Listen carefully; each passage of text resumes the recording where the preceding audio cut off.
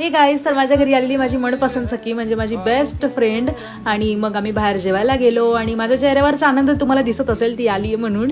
आणि आमची जवळपास 15 इयर्सपासूनची फ्रेंडशिप आहे. रात्री 1 वाजेपर्यंत आम्ही गप्पा मारले. मग मी पॅकिंग केली आणि सकाळी ती 6 वाजताच निघाली, कारण तिची एक्झाम होती मुंबईला म्हणून ती आलेली. मग आम्ही दुपारी निघालो नाशिकला जायला, म्हणजे माझ्या माहेरी.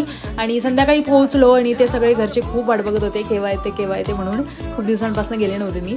आणि इकडे मग यश मामाला भेटला, त्याला बघून पण सगळे खुश झाले आणि तो पण बघायला सगळ्यांना बघून खुश झाला, कारण रोज सगळे त्याला व्हिडिओ कॉलवर दिसायचे आणि आज सगळे समोर दिसतायत, त्याला सगळे डान्स करून दाखवत आहेत. आणि भाऊने गाडी घेतली होती, मग गाडीची पूजा वगैरे केली छान.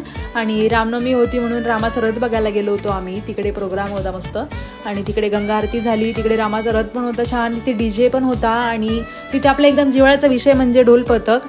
आणि तिथे बघून ऐकून ते खूप भारी वाटलं. येताना बाळासाठी खेळणे घेऊन आलो. साहेबांना काही टी शर्ट्स घ्यायचे होते म्हणून टी शर्ट्स घेतले, पिझ्झा वगैरे खाल्ला आणि घरी आलो. तर असा होता ब्लॉग. बाय गाईज, भेटूया नेक्स्ट ब्लॉगमध्ये.